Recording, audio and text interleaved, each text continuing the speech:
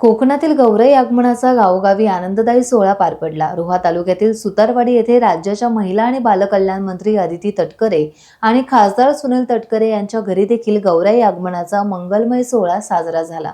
पारंपरिक पद्धतीने अदितीताईंनी आपल्या डोईवर गौराई मातेला घेतले।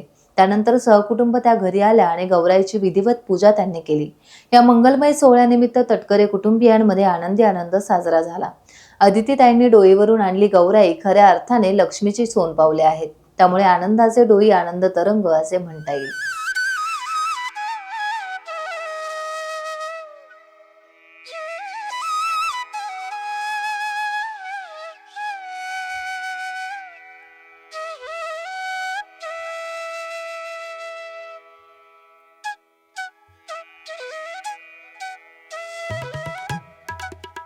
टाइम्स डिजिटलला लाईक करा, शेअर करा, सबस्क्राईब करा आणि बेल आयकॉन दाबायला विसरू नका। Times digital.